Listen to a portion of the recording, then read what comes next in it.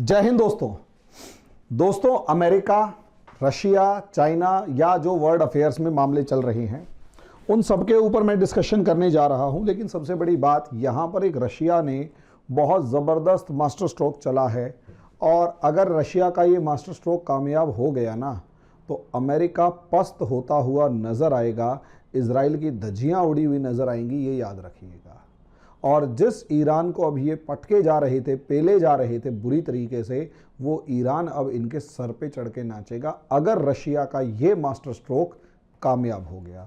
तो अब मैं आपसे डिस्कशन करने जा रहा हूं वो रशिया का मास्टर स्ट्रोक क्या है। लेकिन उससे पहले एक छोटी सी इंफॉर्मेशन दोस्तों, अगर आप IAS PCS की तैयारी कर रहे हैं तो आपके किसी भी प्रिपरेशन के लिए NCERT का जो बेसिक कंसेप्ट है वो बहुत ज़्यादा काम आएगा। अगर NCERT का बेसिक कंसेप्ट काम आने वाला है NCERT का, तो दोस्तों यहाँ पर आप सबसे ज़्यादा इम्पॉर्टेंट काम ये करेंगे कि हमारे कंसेप्टर बैच को आप ज्वाइन कर सकते हैं। और इस कंसेप्टर बैच को ज्वाइन करने के लिए इस कंसेप्टर बैच को आप ज्वाइन कर सकते हैं और इस कंसेप्टर बैच के अकॉर्डिंग ही हम आप लोगों की PT और मेंस के लिए जो भी बेसिक चीज़ें होती हैं उन्हें अच्छे तरीके से तैयार करवा देंगे। पढ़ने के तरीके से लेकर हर चीज़ यहाँ पर डिस्कस की जाती है। जब आप ये चीज़ देख लेंगे तो उससे, और यही एक रीज़न है कि बहुत सारे बच्चे PT और मेंस में फेल हो जाते हैं। इसीलिए आप लोगों को बेसिक कंसेप्ट ज़रूरी प्रिपेयर करने हैं और वो हम आपको यहाँ करवाएंगे। और रही बात दोस्तों फ़ीस की, तो फ़ीस हमने कुछ ज़्यादा नहीं रखी है, 500 रुपीज़ पर मंथ के हिसाब से फ़ीस है। अगर आप इसे ज्वाइन करना चाहते हैं तो जल्दी से जल्दी दिए गए नंबर्स पर कॉल करें, क्योंकि क्लासरूम वाली फीलिंग आपको यहाँ पर मिलेगी। अब आ जाते हैं दोस्तों टॉपिक के ऊपर। टॉपिक है Russia.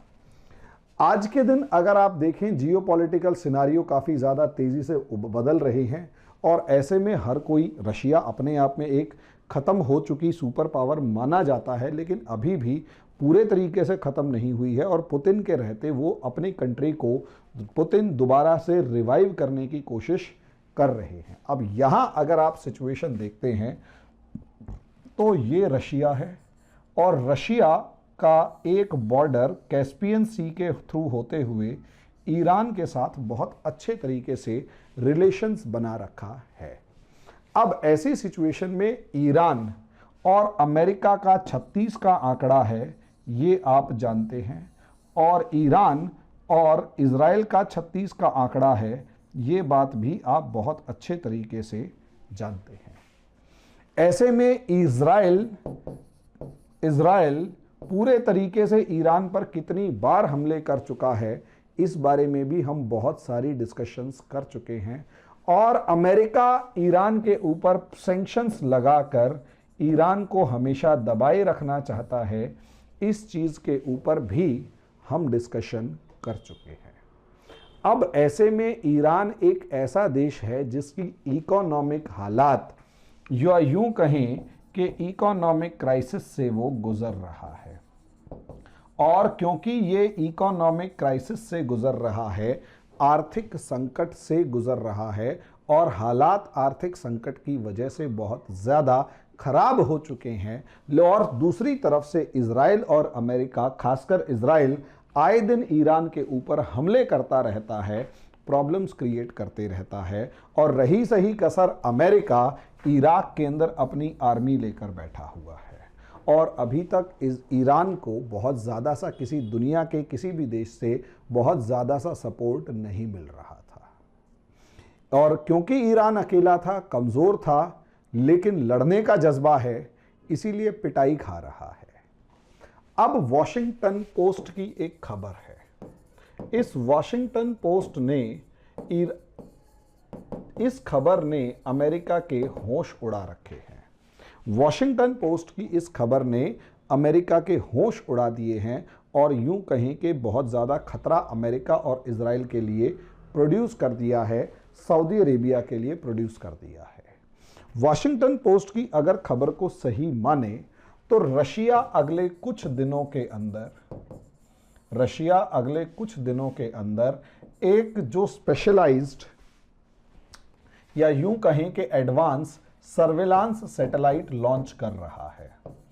Advance surveillance satellite launch कर रहा है और ये जो एडवांस सर्विलांस सैटेलाइट है जो इसे लॉन्च, इजराइल इसे लॉन्च कर रहा, रशिया इसे लॉन्च कर रहा है। तो सर्विलांस सैटेलाइट का काम क्या होता है, कहाँ पर मिलिट्री बेसिस हैं, हाई रेजोल्यूशन उसके अंदर कैमराज लगे हुए होते हैं, टेलीस्कोप्स लगे हुए होते हैं जो ज़मीन के अंदर या ज़मीन पर बहुत बारीकी से नज़र रखते हैं कि कहाँ पर कौन सा मिलिट्री इस्टेब्लिशमेंट है, कहाँ पर कौन सी आर्मी की मूवमेंट हो रही है, कहाँ बंकर बने हुए हैं, कहाँ बेसिस बने हुए हैं। इन सब का बहुत ध्यान रखने के लिए एक सैटेलाइट की ज़रूरत होती है। हाई रेजोल्यूशन सैटेलाइट, और जितना ज़्यादा हाई रेजोल्यूशन होगा उतना ज़्यादा ज़मीन पर साफ तौर पर देखा जा सकता है। और इनके कैमरा इस लेवल तक कैपेबल होते हैं कि नीचे खड़ी कार की नंबर प्लेट तक को पढ़ने की वो हिम्मत रखते हैं। अब ऐसी सिचुएशन में अगर कार की नंबर प्लेट तक पढ़ने की हिम्मत रखते हैं तो कहाँ पर कौन सा सिस्टम क्या आ रहा है वो सारी जानकारी सैटेलाइट के थ्रू कंट्री को मिल सकती है। ऐसी ही जानकारी ईरान के लिए अमेरिका, ईरान के अंदर से अमेरिका गैदर करता है, ऐसी ही जानकारी इजराइल गैदर करता है और हमले करते हैं। ईरान के पास इस लेवल की टेक्नोलॉजी नहीं थी या इस लेवल के सर्विलांस सैटेलाइट्स नहीं थे। अब यहीं से सिचुएशन बदलती है। एडवांस सर्विलांस सैटेलाइट जो रशिया लॉन्च करने जा रहा है, वॉशिंगटन पोस्ट का यह दावा है कि रशिया ये सैटेलाइट ईरान को गिफ्ट करने जा रहा है। रशिया ये सैटेलाइट्स ईरान को गिफ्ट करने जा रहा है। अब एक सैटेलाइट से आप कहोगे कि क्या फर्क पड़ेगा? बहुत फर्क पड़ेगा दोस्तों। अगर ईरान को इस लेवल का या इस तरीके का कोई सैटेलाइट मिल जाता है तो इराक में अमेरिकन फोर्सेस कहां कहां पर हैं, अमेरिकन फोर्सेस इराक में कहां कहां पर हैं, उन सब की जानकारी ईरान को रहेगी। इजराइल ने अपने न्यूक्लियर, अपनी जो आर्मी है या सब चीज़ें हैं या बेसिस कहाँ कहाँ बना रखे हैं या आयरन डोम सिस्टम कहाँ कहाँ बना रखे हैं उसकी जानकारी मिल जाएगी। सऊदी अरेबिया के जितने भी ऑयल रिफाइनरीज और दूसरी इस्टेब्लिशमेंट्स हैं वो कहाँ कहाँ हैं वो जानकारी मिल जाएगी। यमन के अंदर सऊदी अरेबिया के क्या क्या मिलिट्री मूवमेंट्स हैं वो सारी जानकारी मिल जाएगी। समझे? शॉर्ट में कहने का मतलब है कि अगर उस सैटेलाइट से सर्विलांस सैटेलाइट ईरान को मिल जाता है तो अभी तक ईरान के लिए जो सबसे बड़ी कमी महसूस हो रही थी ईरान को, वो कमी पूरी हो जाएगी। और अब ईरान जो बगदाद के एयरपोर्ट से लेकर अमेरिकन एस्टेब्लिशमेंट्स पर कोशिश करता है रॉकेट फायर करने की और अक्सर वो मिस हो जाते हैं या मिसाइलें दागने की कोशिश करता है और वो मिस हो जाती हैं, उसके पीछे का सबसे बड़ा रीज़न क्या है? क्योंकि उनको एग्जैक्ट लोकेशन सैटेलाइट से नहीं मिली। अगर वो लोकेशन सैटेलाइट से मिलना शुरू हो जाए तो ईरान को कितनी ज़्यादा मतलब फोकस कर पाएगा और अमेरिका को तो परेशान करके रख देगा। वही ईरान अगर यही इंफॉर्मेशन हिजबुल्लाह को और हमास के आतंकवादियों को या टेररिस्टों को दे दे और ये कहे कि इजराइल की आर्मी बेसिस यहाँ पर हैं, यहाँ पर आयरन डोम सिस्टम लगे हुए हैं, यहाँ पर इनका मिलिट्री बेस है और यहाँ पर इनके आर्सेनल्स वेपन्स रखे हुए हैं, यहाँ रॉकेट छोड़ो। और फोकस करके, अभी तो हमास क्या है, हवा में रॉकेट वैसे ही छोड़ रहा है, उसे पता ही नहीं है कि कहाँ कौन सी चीज़ है। अगर सैटेलाइट से सारी इंफॉर्मेशन मिल जाए और हमास को वो इंफॉर्मेशन हो और हमास के जो रॉकेट सिस्टम हैं वो डेवलप कर, वो जो रॉकेट सिस्टम है और थोड़े से एडवांस हो जाएं तो इजराइल के तो नाक में दम कर देंगे हिजबुल्लाह और हमास। ईरान जो है वो इराक की नाक में दम कर देगा। और जितनी पेट्रोल रिफाइनरीज यहां सऊदी अरेबिया में हैं और यमन के जो हौती रिबेल्स हैं, हूती रिबेल्स जो हैं, वो हूती रिबेल्स जो रॉकेट दागते हैं सऊदी अरेबिया के ऊपर, यमन के जो हूती रिबेल्स सऊदी अरेबिया के ऊपर जो रॉकेट दागते हैं वो सारे रॉकेट कामयाबी के साथ पेट्रो रिफाइनरीज से लेकर गैस पाइपलाइंस और ऑयल पाइपलाइंस पर जाकर गिरना शुरू होंगे। और ईरान क्योंकि हूतीज़ को सपोर्ट करता है तो और ज़्यादा इफेक्टिवली काम कर पाएगा। आप ये सोचिए ईरान की ताकत कितनी ज़्यादा बढ़ जाएगी। और रशिया अगर ये दावा करता है, सपोर्ट करता है, तो इनडायरेक्टली रशिया को भी इस मिडल ईस्ट में दोबारा से अपनी पोजीशन मजबूत करने का मौका मिल जाएगा।